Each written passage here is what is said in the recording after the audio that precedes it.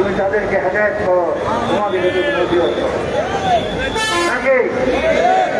আর আপনারা যারা আজকে কিছু কিছু কর্মকাণ্ডে আমার কাজ কিছু কর্মকাণ্ড গিয়েছে, আমি বিভিন্ন জায়গা থেকে কিছু খবর পেয়েছি, আমাদের কিছু লোক এলাকার মানুষের উপর অনেকটা কিছুটা জুলুম করেছি। আমি তাদেরকে উদ্দেশ্য করে বলতে চাই, যা করেছেন গতবার পর্যন্ত করেছেন, আগামীকাল থেকে যদি কোনো এলাকা কোনো নেতা কর্মীর বিরুদ্ধে আমার কাছে যদি কোনো সাধারণ মানুষ অন্যায়ের কথা বলে, অত্যাচার অনাচারের কথা বলে, আমি কথা দিয়ে গেলাম, আমি জনগণকে ভালোবাসি, আল্লাহকে বিশ্বাস করি, আমি সন্ত্রাসীদের বিশ্বাস করি। এই কাজ হবে তাকে তাকে জবাব দিতে হবে। এই জন্য আমি অনুরোধ করবো, আল্লাহ রাস্তায় আমাদের শান্তির জনপদ যেন শান্তি থাকে, যেখানে শান্তি সেখানে আল্লাহ নিয়ামত, আল্লাহ রহমত। আমরা আমাদের জনপদটাকে শান্তি রাখার চেষ্টা করবো।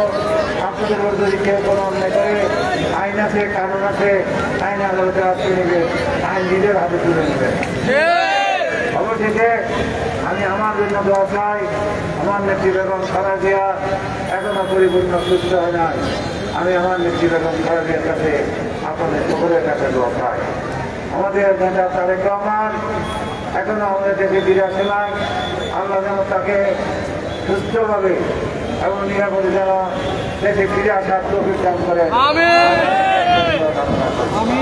মনে রাখতে হবে, আমাদের সকলের দায়িত্ব দলের সম্মান রক্ষা করা। এমন কাজ করবেন না যে কাজে দলের সম্মান রক্ষা হবে।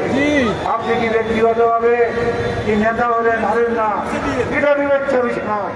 আপনি রিয়ার আদর্শ কতটুকু মুখে ধারণ করেন।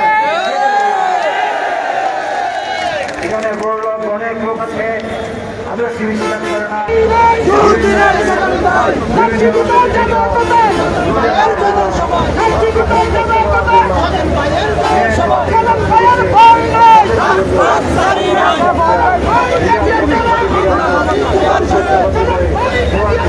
আমরা আছি তোমার সাথে।